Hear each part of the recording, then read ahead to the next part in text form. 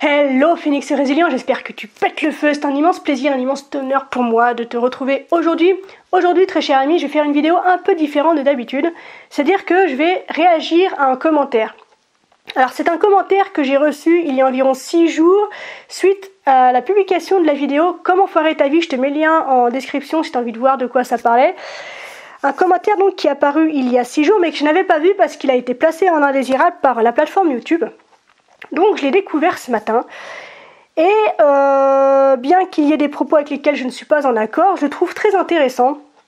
Donc ce que je vais faire, c'est que je vais commencer par te le lire et ensuite, j'y réagirai, je reprendrai les points que je trouve intéressants et puis je rebondirai dessus.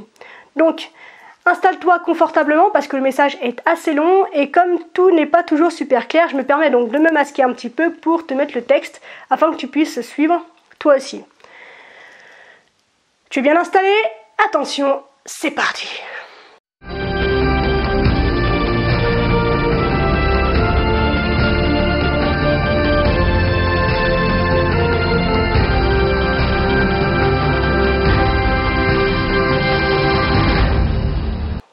Donc Hayo a répondu « Totalement faux et bidon, mais c'est drôle ». Explication. Nos choix sont toujours influencés par le choix des autres et en interaction avec les autres. Exemple parmi beaucoup, je fais le choix d'aimer une personne. Entre parenthèses, et encore, a-t-on le choix d'aimer telle ou telle personne? Cela est régi par des choses autres que le choix. La liste est longue. Fin de la parenthèse. Ah bah mince, cette autre personne ne m'aime pas. Je suis trop petit, je suis trop grand, je suis trop gros, je suis trop con, ma bip n'est pas assez grande ou j'ai la mauvaise couleur. Bref. Les choix de l'autre, pas les nôtres. Ce n'est pas moi qui ai choisi d'être petit ou autre, même gros. C'est la génétique, ou alors malade, ou qu'un chauffard alcoolique ait tué ma femme. Parfois, ce n'est même pas le choix de l'autre, ni même mon choix à moi. Ce n'est pas moi qui ai choisi mon nom ou mon prénom, ou encore mon pays de naissance. Il y a un mot pour qualifier les gens qui vivent dans un monde irréel comme vous, et selon l'intensité de cela, des gens vous enferment en hôpital psychiatrique. Avez-vous le choix? MDR.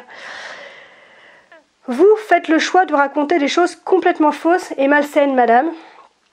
Ce n'est pas cela qui rend heureux ou qui fait foirer une vie, mais votre pensée et vos actes, madame.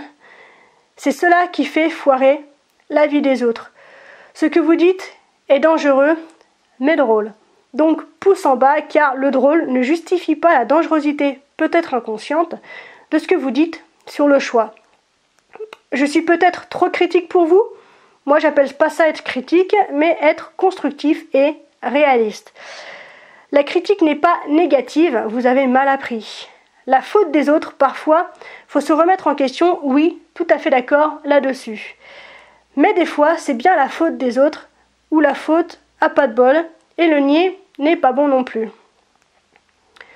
Changez votre angle de vision, cela sera un point de départ pour être heureux, et ne pas considérer une seconde que vous avez raté votre vie.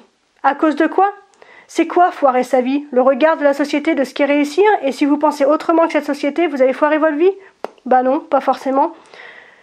Le regard aveugle et irréel d'autres personnes genre Trump ou vous ou autres, le déni de la réalité d'autres personnes peuvent faire foirer votre vie. Ça par contre, c'est bien réel. Et alors, est-ce vraiment important tout ça? Le tout est de savoir comment vous vous voyez, c'est tout. Et ne pas nier les réalités factuelles et observables et conscients du monde qui vous entoure. Autre exemple parmi des tonnes, une femme qui se fait violer, ce n'est pas son choix de se faire violer. Et pourtant, ça peut détruire totalement sa vie et faire foirer sa vie. Mais ce n'était pas son choix, mais celui de son violeur. Autre exemple, vous perdez votre boulot à cause d'actionnaires à l'autre bout du monde. Vous avez travaillé dur toute votre vie, c'est votre choix? Mais ce n'est pas votre choix d'avoir perdu votre boulot, c'est le choix de l'actionnaire qui se contrefout de l'autre juste pour faire du fric. Et pourtant, ça fait foirer une vie, voire des vies. La responsabilité des actes, surtout de vos actes par rapport à l'autre, oui, ça, c'est important. Mais l'autre est toujours présent, même dans ses choix, et peut faire foirer une vie.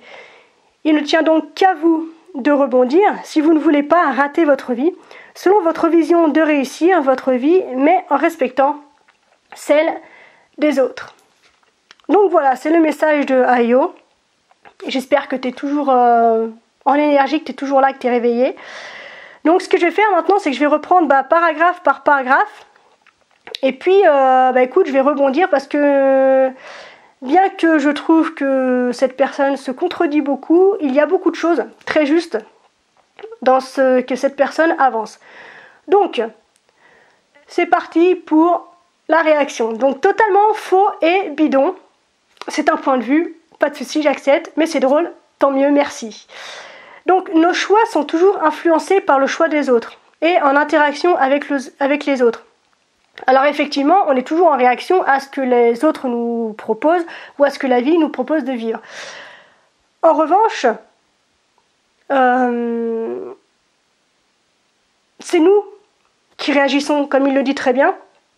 C'est pas parce qu'on interagit avec une personne qu'on n'a pas de pouvoir sur les choix et sur les réactions que nous avons. Donc exemple, parmi beaucoup, je fais le choix d'aimer une personne. Certes, l'autre personne n'y est pour rien. Ah bah mince, cette autre personne ne m'aime pas. Encore une fois, elle n'y est pour rien. Je suis trop petit jusqu'à mauvaise couleur, bref. Peut-être, c'est selon ta vision à toi. Tu as le droit de le prendre comme tu le souhaites. Encore une fois, là, c'est de ta responsabilité d'accepter d'être trop petit ou d'en faire un complexe. Le choix de l'autre, ce n'est pas moi qui ai choisi d'être petit ou même gros, donc on revient à ce que j'ai dit précédemment. C'est à toi de choisir la réaction que tu as face à cet état d'être. En fait, être petit, être grand, peut-être que les grands, ils aimeraient bien être plus petits, que les petits aimeraient bien être plus grands. C'est à toi de choisir en fait comment tu te sens à travers ça, ou si tu te sens mal actuellement, c'est pas grave, c'est ok, tu as totalement le droit. En revanche, tu as aussi le droit et la responsabilité de rester en fait dans cette posture de complexe ou alors d'avancer et de progresser. Désolée pour la sonnerie. Ce n'est pas moi qui ai choisi mon nom ou mon prénom ou mon pays de naissance, certes.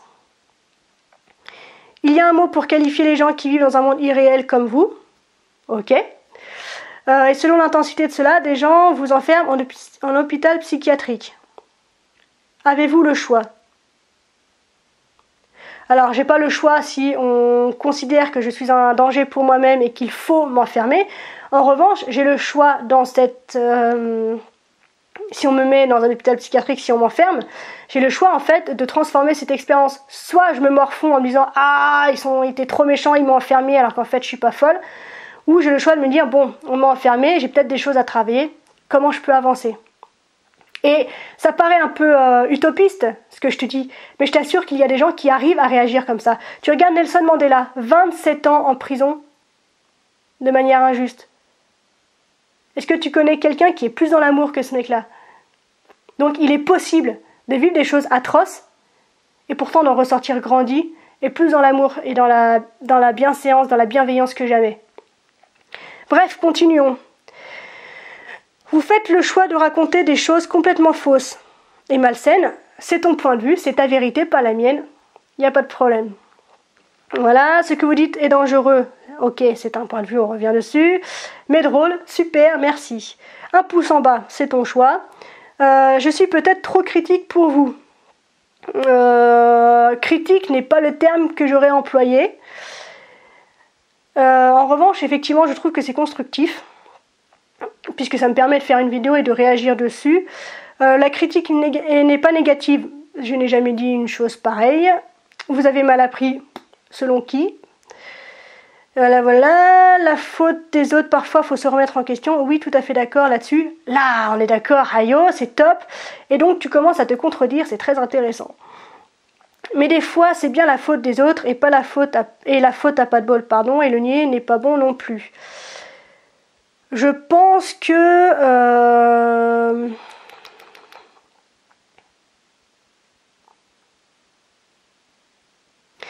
les actes qui interviennent dans ta vie peuvent effectivement être à l'origine de l'extérieur et des autres.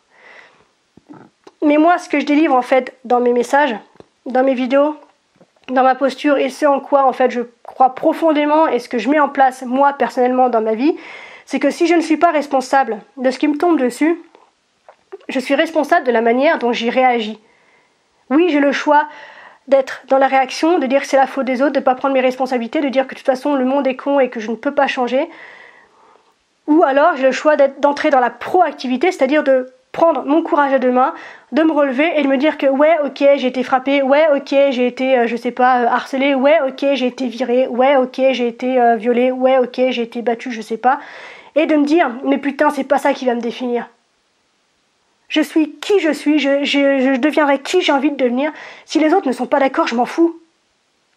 C'est à moi de choisir ce que je fais de ce que j'ai vécu. Tac. Nous continuons. Changez votre angle de vision, cela serait un point de départ pour être heureux. Cela dépend de là où t'en es, mais certes. Ne pas considérer une seconde que vous avez raté votre vie à cause de quoi, de la société, machin et tout. Non, je pense qu'on a tous notre définition de la réussite et que le plus important, c'est de tout faire pour tendre vers cette vision subjective et personnelle de la réussite. Le regard aveugle et irréel d'autres personnes, genre Trump. Alors si par aveugle et irréel tu entends éclairé et responsable, ok. Je ne suis pas convaincue de pouvoir être comparé à Trump. En tout cas, j'espère pas. Putain, rassurez-moi là-dessus, je vous en supplie. Trêve de plaisanterie. Bon voilà, chacun sa vision des choses sur Trump. Le but ici n'est pas de faire de la politique ou de débattre sur sa personne. Bref, le déni de la réalité d'autres personnes. Je suis absolument totalement consciente de la réalité que certains d'entre vous peuvent vivre, même si je ne connais pas vos histoires. Je veux dire, j'ai pas la prétention de savoir tout ce que tu vis, d'accord. En revanche, je sais qu'il y a des histoires qui sont très lourdes et qui posent problème, qui créent des conditionnements et des comportements automatiques dont il est difficile de sortir. Je suis totalement consciente de ça. En revanche, malgré tout, je continue à défendre et à affirmer qu'on peut se sortir de ces choses-là. Donc par contre, ça c'est bien réel. Nanana, vraiment important tout ça. Moi je trouve que oui. Le tout est de savoir comment vous voyez, c'est tout. Ça je suis bien d'accord. La personne la plus importante de ta vie, c'est toi. Tac. Autre exemple parmi des tonnes. Une femme qui se fait violer ne sait pas, ce n'est pas son choix de se faire violer et pourtant ça peut détruire totalement sa vie ou pas. Ça c'est pareil, c'est un conditionnement pour coup que subissent les victimes donc de viol, pour reprendre l'exemple de monsieur ou madame. Se faire violer, c'est une des pires expériences que je pense on puisse connaître dans une vie. Je pense que il n'y a pas de mots en fait pour décrire ce qu'une personne peut ressentir dans ces moments-là. Par contre, la société dit qu'une victime de viol doit avoir une vie pourrie. D'ailleurs, ça pose beaucoup de problèmes dans le cadre de poursuites et procédures judiciaires, parce qu'à partir du moment où la victime n'affiche pas le comportement de vie pourrie qu'on attend d'elle, on considère qu'il est probable qu'elle mente. Mais c'est un autre débat. Tout ça pour dire que se faire violer, avoir été battu, avoir perdu sa famille, avoir perdu un membre assassiné ou dans des horreurs, ou avoir été torturé, avoir été machin, c'est horrible, c'est affreux et je ne souhaite évidemment à personne de vivre des choses pareilles. En revanche, il n'est pas obligatoire que ça détruise une vie. Ça l'ampute d'une certaine partie, c'est clair. Mais si tu choisis de remonter, si tu choisis de rebondir, si tu choisis de te reconstruire, tu peux aller mais tellement au-delà de ça. Et tu peux développer en fait un bonheur et une réussite mais qui sont exponentiellement proportionnels à la douleur que tu as subie avant. Et je suis convaincue de ça. J'ai rencontré des gens qui en plus, moi, me l'ont prouvé. Donc je peux pas te présenter tout le monde parce que bon, il y a un souci d'anonymat bien sûr aussi. Mais je suis convaincue qu'il est possible de se sortir de n'importe quelle situation et de vivre bien, malgré les difficultés qu'on peut traverser. Autre exemple, vous perdez votre boulot à cause d'actionnaires, certes, une fois de plus, mais je reviens sur le fait que tu peux perdre ton boulot, c'est chiant, donc tu as le droit de t'octroyer une période pendant laquelle tu râles, pendant laquelle tu es déçu, pendant laquelle tu es en colère, c'est normal, il faut faire le deuil d'une situation qui se termine, qui était importante pour toi. En revanche, tu as toujours le choix après ça de rebondir et de te dire bon, je trouve un autre boulot, peut-être que je développe mon entreprise, peut-être que je vais faire un voyage autour du monde, je vais peut-être me mettre à écrire. Tu as le choix de la manière dont tu réagis au fait d'avoir été viré. Paf, paf, paf, paf, paf, paf, paf, paf, paf. La responsabilité des actes, surtout de vos actes par rapport à l'autre, oui, ça c'est important, on est d'accord là-dessus. Mais l'autre est toujours présent, même dans ses choix, évidemment. Il y a des fois où tu vas faire des choix, peut-être des sacrifices, en fonction aussi de ta vie de famille, en fonction peut-être de tes amis. Mais malgré tout, je maintiens que tu es responsable du choix que tu fais. Si tu es déçu du résultat que tu obtiens suite à ce choix, ne tiens pas les autres pour responsables. C'est toi qui as pris la décision, c'est toi qui as fait le choix, c'est toi qui as posé l'acte. Si le résultat te déçoit, je t'invite à te poser les questions qui feront que la prochaine fois, tu ne te feras pas avoir. Et, tac, tac, tac, l'autre est toujours présent donc dans ses choix et donc peut faire foirer une vie. Ça, une fois de plus, c'est à toi de donner le pouvoir à l'autre ou non de détruire ta vie. Il ne tient qu'à vous de rebondir si vous ne voulez pas rater votre vie selon votre vision de réussir votre vie, mais en respectant celle des autres. C'est une fin en apothéose chez Hayo, avec laquelle je suis totalement en accord, c'est-à-dire que, donc, au cas où tu l'aurais pas compris au bout de je sais pas combien de minutes de vidéo, tu es responsable de ce que tu choisis d'être. Il y a un proverbe, alors asiatique, probablement japonais, mais je suis pas sûre, je t'invite à rectifier ça si c'est faux, qui dit que la douleur est inévitable. Et Hayo l'a très bien exprimé dans son message. En revanche, la souffrance est un choix. La souffrance est un état d'habitude que l'on cultive au quotidien. En gros, la souffrance, c'est soit... Donc la souffrance ou non, c'est soit je choisis de me dire tous les jours le monde est pourri, ma vie est pourrie, j'ai pas de chance, je peux rien y faire, ça me saoule, pourquoi moi? Ou alors je peux choisir de me dire que ouais, c'est difficile, putain, j'ai mal, j'en peux plus, qu'est-ce que je peux faire pour aller au-delà? Qu'est-ce que je peux faire pour me sentir bien? Qu'est-ce que je peux faire pour pas avoir justement la vie à laquelle je suis prédisposée selon les autres, selon la société? Et prendre en fait ton indépendance et devenir autonome dans ta manière de construire ta vie. Donc tout ça pour dire que qu'importe ce qui arrive dans ta vie,